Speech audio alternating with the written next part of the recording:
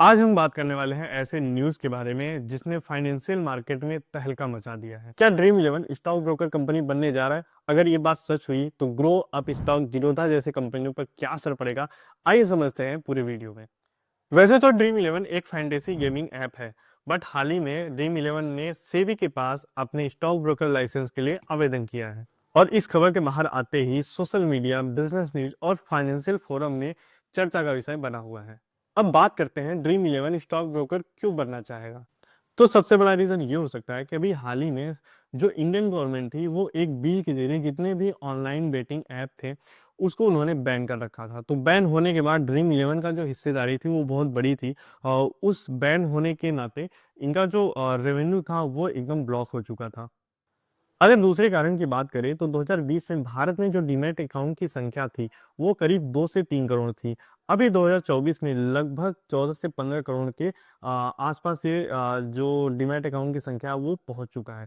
Third reason की बात करें तो ड्रीम इलेवन के पास एक बहुत बड़ा यूजर बेस है जिसका वो फायदा अपने ब्रोकिंग फर्म में एक अच्छे खासा उठा सकता है। अब सवाल ये भी उठता है कि क्या ड्रीम इलेवन अपने कॉम्पिटिटर के लिए एक खतरा बन सकता है, जैसे ग्रो ऐप, अब स्टॉक, जीरोधा के लिए क्या ये खतरा हो सकता है? तो आइए इस पे भी एक नजर डालते हैं। देखिए, जितने भी एग्जिस्टिंग ब्रोकिंग फर्म हैं उनको कॉम्पिटिट कर पाना ड्रीम इलेवन के लिए अभी तो बहुत मुश्किल है। क्योंकि अगर हम ग्रो ऐप की बात करें तो ग्रो ऐप अपने यूआई, यूजर इंटरफेस के लिए माना जाता है। जीरोधा की बात करें तो जीरोधा में जो इंस्टेंट ऑर्डर वहां पे एग्जीक्यूट होता है उसके लिए, अपनी स्पीड के लिए वो माना जाता है। थन ऐप अपने मल्टीपल कंपोनेंट के लिए माना जाता है। तो इन सभी के सामने अभी ड्रीम इलेवन को कॉम्पिटिट कर पाना बहुत ही मुश्किल है। तो ड्रीम इलेवन के पास एक बहुत बड़ा फंड है और उसके साथ साथ उनके पास मार्केटिंग से रिलेटेड बहुत अच्छी स्ट्रेटजी है। तो शायद इनको कॉम्पिटिट करने में बहुत ज़्यादा समस्या ना हो।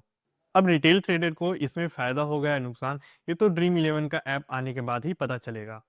लेकिन एक बात कह सकते हैं कि जैसे टेलीकॉम सेक्टर में जियो ने जैसे ही अपने जो 5G डेटा था वो फ्री में लॉन्च किया, उसके बाद से एग्जिस्टिंग जो भी टेलीकॉम सेक्टर की कंपनियां थी, वोडाफोन आइडिया, उन्होंने मजबूरी में आके अपने प्लान को सस्ता किया था।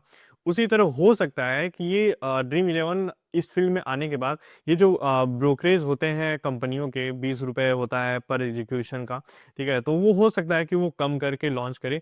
तो अगर ऐसा कुछ होता है तो रिटेल ट्रेडर्स को बहुत ही फायदा हो सकता है ड्रीम इलेवन के मार्केट में आने के। लेट्स सी क्या होता है। ऐसे अपडेट के लिए बने रहिए हमारे चैनल पे।